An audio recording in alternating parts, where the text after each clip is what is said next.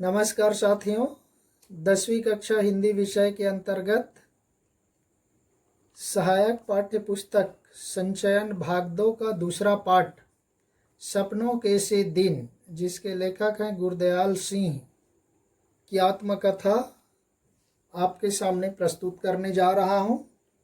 इसके पहले हमने पहला पाठ हरिहर काका के बारे में चर्चा कर चुके हैं।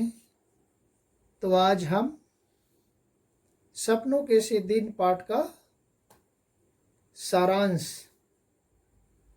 आपके सामने प्रस्तुत कर रहे हैं। शीर्षक से ही पता चलता है कि सपनों के से दिन, व्यक्ति का जो बचपना होता है, चाइल्डहुड, बाल्यावस्था, वह बड़े होने के बाद ऐसे लगने लगता है मानो वह कोई ड्रीम एज था, ड्रीम युग, स्वप्नों के युग के जैसा लगने लगता है। जैसे हम रात में स्वप्न देखते, आकाश में उड़ते रहते, खेलते रहते, और जब नींद खुलती है तो हम अपने आप को बिस्तर में पाते हैं। वैसे ही व्यक्ति का जीवन होता है।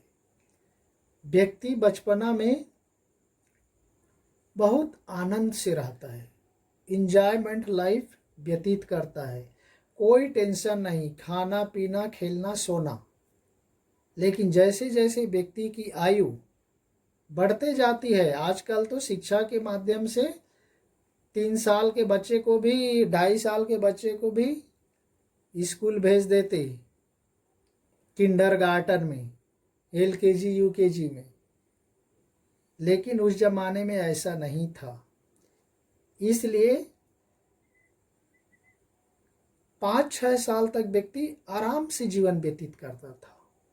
लेकिन जैसे जैसे समय आगे बढ़ते जाता है, वह मनुष्य चूंकि एक सामाजिक प्राणी है, इसलिए वह परिवार, समाज, राष्ट्र के प्रति उनका दायित्व होता है। उन दायित्वों को वह अपने ऊपर लेते हुए कई प्रकार की समस्याओं से जूझना पड़ता है उसको।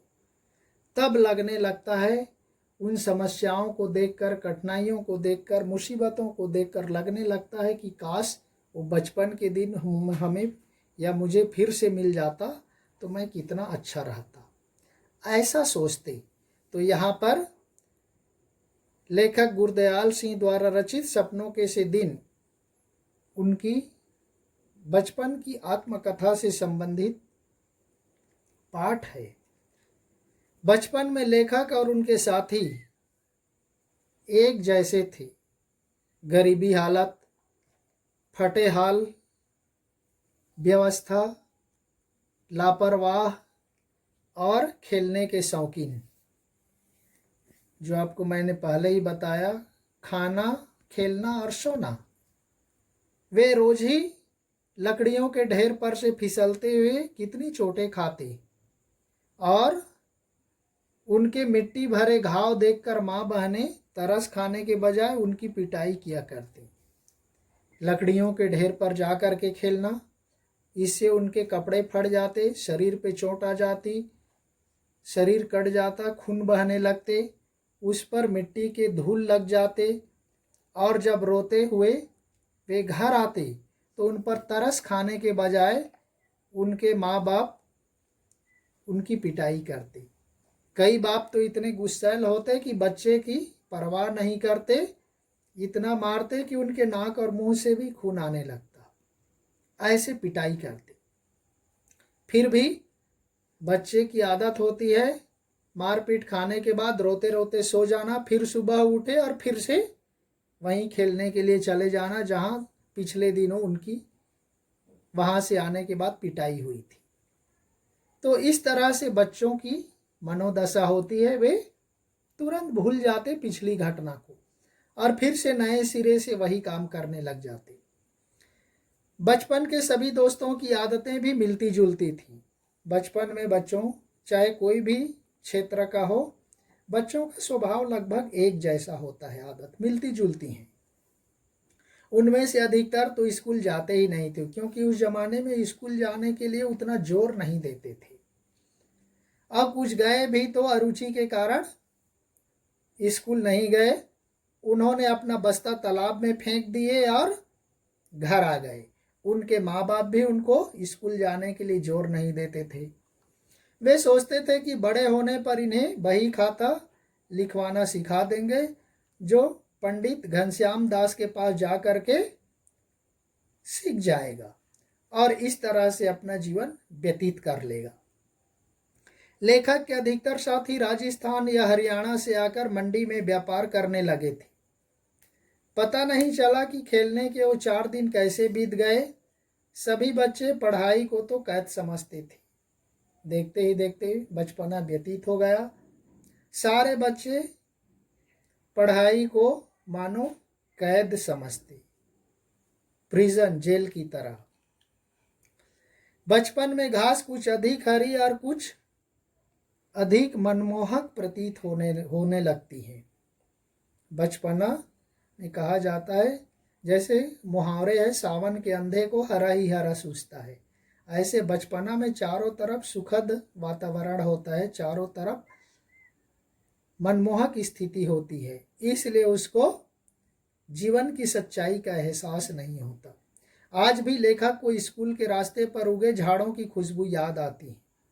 कभी कभी वो क्यारियों में उगे फूल की कलियां उस चंदू चपड़ासी की नज़रों से बचाकर तोड़ लेते और फिर वे पता नहीं उसको क्या करते, अपने जेब में डाल लेते या मेमनों की तरह एक एक कलियों को तोड़कर फेंक देते, या जेब में डालने पर सप्ताह के अंत में शनिवार या रविवार के दिन उसकी माँ जब कपड़े धोने के लिए उसके जेब को टटोलती तो शायद उनके उन फूलों को निकालकर फेंक देती।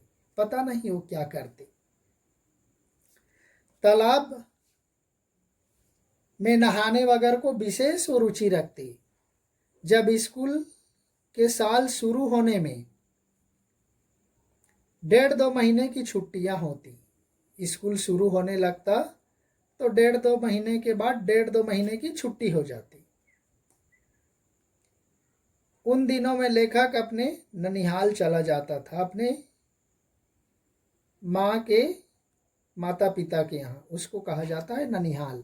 वहाँ जा कर के वो खूब दूध दही खाते, मक्खन, उसकी नानी मक्खन खिलाती, बहुत प्यार करती। दोपहर तक गांव के तालाब में नहाते, बाद में नानी से मांग कर जो भी मन में आता वो खाते थे।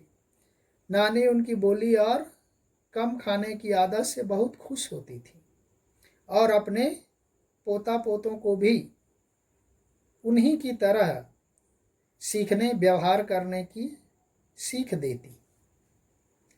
जिस साल वे लेखक ननिहाल नहीं जा पाता था, उस साल उस गांव के तालाब में वो नहाने के लिए जाते, कपड़े उतार कर पानी में कूद जाता। कुछ समय बाद रेतीले टीले पर चढ़कर वहां रेत के ऊपर लेटता, रेत से लथपथ होकर फिर से तालाब में छलांग लगा देते। ऐसा वह उनके साथी कई बार करते, कितनी बार करते वो गिनती नहीं है। लेकिन कई साथी तो तैरने की मुद्रा में हाथ पांव भी हिलाने लगते, ऐसे लगने लगता मानो वे बहुत बड़े तैराक हैं, लेकिन उन्हें तैरना नहीं आता था। इसलिए कई बार वे गहरे पानी में चले जाते तो वे वहां जा कर के उनके मुंह में पानी भर आता। तब उनके साथी लोग उनको सुझाव देते बाहर निकलने के लिए, भैंस की सींग या उसकी पूंछ पकड़कर बाहर निकल आओ। और वे इस तरह से भैंस की पूंछ या सींग पकड़ करके बाहर आते। तब तक उनके मुंह में गंदा पानी भर जाता। वे हाय हाय करते, जैसे तैसे तालाब से बाहर आते, किनारे पर आते और निठाल होकर वहीं पर पड़े रहते। तो इस तरह से छोटे छोटे बच्चे अपने उस बचपन के दिनों में आनंद पूर्वक जीवन व्यतीत करते। फिर आगे क्या होता है हम नेक्स्ट वीडियो में देखेंगे। तब तक के लिए धन्यवाद। जय हिंद।